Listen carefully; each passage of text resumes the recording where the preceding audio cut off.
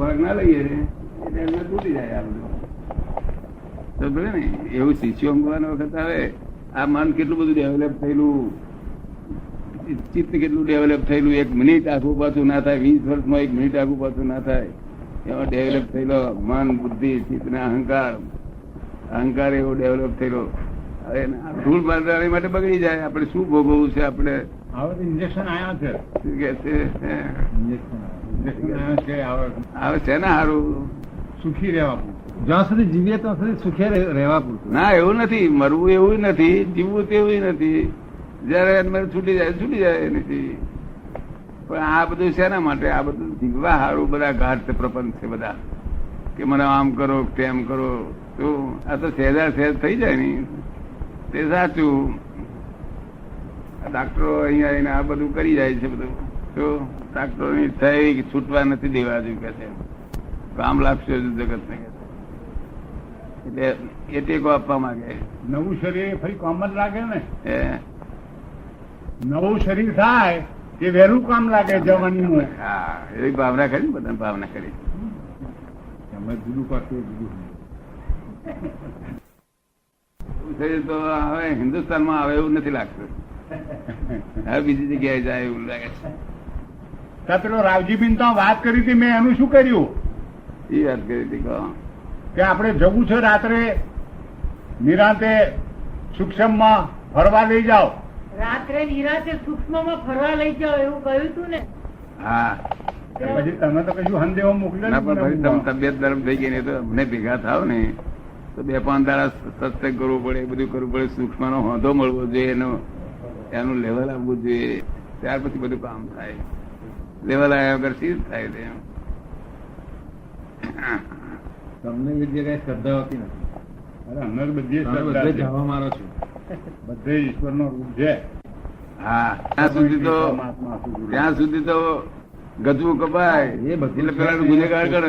પંડિત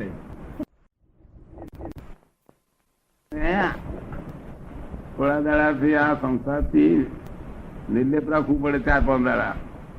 ત્યાર પછી ફરવા જવાની તૈયારી કરે. નહીં તો સંસારમાં જ્યાં સુધી ઘૂંચી ગયેલું છે ત્યાં સુધી ના થાય. અમને 1 મિનિટે સંસાર યાદ નહીં આવવાનો. અમને તો 1 મિનિટે ભૂલાતો નથી. એટલે સૂક્ષ્મ ની વાત કરીએ છીએ. અમને 1 મિનિટે ભૂલાતો નથી. હા, તે એટલે જ આખું ડિઝાઇન માટે આખું ડિઝાઇન આખી દ્રષ્ટિ ફેર છે. દ્રષ્ટિ ફેર છે, બીજું કશું નથી. તમે આમ જોઈ રહ્યા છો, હું આમ જોઈ રહ્યો છું. આખી દ્રષ્ટિ ફેર છે, બીજું કશું છે નહીં. હવે બીજો કશો પ્રયત્ન કરવાનો નથી. જો દ્રષ્ટિ બદલી આવે ને કોઈ તો બધું એવું દેખાય. પછી પેટ બદલવાની તારે બદલી આલો નહીં. હા, આપણે તો રોંગ બિલીફો પહેરી તોડી નાખવી પડે. હું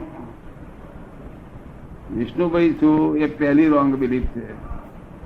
બરોબર છે. આ છોકરાનો ફાધર થયું બીજી રોંગ બિલીફ, આનો મામો થયું ત્રીજી રોંગ બિલીફ, આનો ફુઓ થયું ચોથી રોંગ બિલીફ, આનો ધણી થયું 5મી રોંગ બિલીફ, હું છતાં કારખાનાનો માલિક છું 6ઠી રોંગ બિલીફ. આ બધી કેટલી રોંગ બિલીફો બેઠી છે. ચપટીમાં જતી રહે બધી. એક ચપટીમાં જ બધી જતી રહે. હા, એ બધી રોંગ બિલીફ ને અમે કૃપા થાય તો એ રોંગ બિલીફ ને અમે ફ્રેક્ચર કરીને રાઈટ બિલીફ બેસાડીએ. રાઈટ બિલીફ એનું નામ સમ્યક દર્શન, અને આ રોંગ બિલીફ એટલે ઊંધી દ્રષ્ટિ.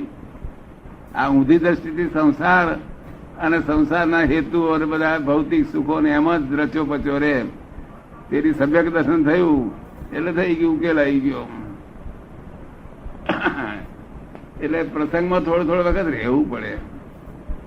અને પુણ્ય સારી છો, હજુ તો શરીરે રડાય છે. જુઓ ને, નીકળાયું ને થોડું ફલંગ 2 ફલંગ ચલાય કે નહીં. જે નિમિત્તો ભેગા થાય તે સવળા જ થાય કે અવળા પણ થાય? આવડા જ ભાઈ, પણ કોક પર આવું આવે. કારણ કે પાછલો ભાવમાં કઈ ભૂલચૂક થયેલી હોય ને, બધું કઈ સીધું ના પડેલું હોય, એકાદ 2 ભૂલચૂક થઈ ગઈ એનો આવે તો ખરું. તો અવળા સવળામાં પડે નહીં ને. જયારે જ્ઞાની પુરુષ ને કહું તો જ્ઞાની પુરુષ તો મૂલ્યાંકન કરે નહીં કે અવળું છે કે સવળું છે. નહીં, આનું ફળ શું આવશે ખબર ના આવે ને. કોઈ પણ ક્રિયાનું ફળ શું આવશે એ ખબર ના આવે. આ ફળ બીજા ના આવે એવું ના આવે. એમને હા બહુ હલકું થઈ રહ્યા હા એટલે હું એમ કઉ છું ને કે તમે નટુભાઈએ જે પ્રશ્ન પૂછ્યો કે જે કઈ આવી મળ્યું, જે કઈ સંજોગ ભેગા થયા, તે જ્ઞાની પુરુષ તો એને અવળાય નથી કહેતો ને સવળાય નથી કહેતો, હા. ત્યારે એની સાથે તન્મયાકાર થતા નથી ને. હા. અજ્ઞાનમાં જે કર્મ કર્યા, આપની પાસે આવ્યા એ પેલા અજ્ઞાન હતું, એ તો સમજ પડે છે.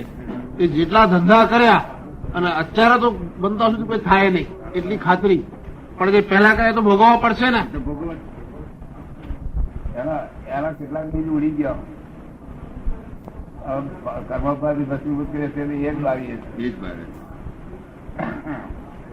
આ અવતારની સિલક બાવીએ છે. સિલક જે આ અવતાર ભેગ કરેલી હોય ને, આ અવતારની સિલક ભેગ કરેલી હતી બાવી, એમાં પણ અમુક જ બળે, બીજા બધા ના બળે. વરાળ થઈ હોય તે ના બળે. પાણી હોય બરફ જાગૃતિ નહીં રહે.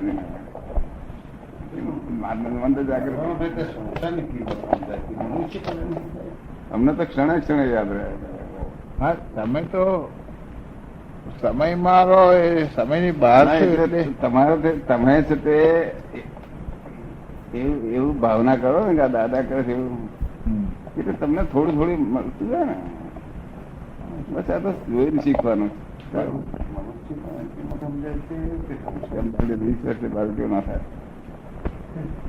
દાદા અવળું થવાનું દુનિયામાં હેલું છે, હવળું થવાનું મુશ્કેલ છે. હે અવળું થવાનું હેલું છે. અવળું નો અર્થ શું? નીચે ઉતરી જવું. હા, અને હવળું એ ચડવું. હા, એ તો અહીં આપણે કયું અઘરું છે ના માલમ પડે આપણને. એટલે હા, એ તો નીચે ઉતરવાનું ચડવાનું એમ થયા કરે છે. હે એમ ગ્રાફ આમ સ્ટેડી જ નથી જતો. આમ જાય છે. એ તો એમ જ થાય ને. હા, આમ સીધો આપ ઉપર નથી જતો. નહીં, એ સીધો હોય તો બહુ થાક લાગી જાય. થાક બહુ લાગે.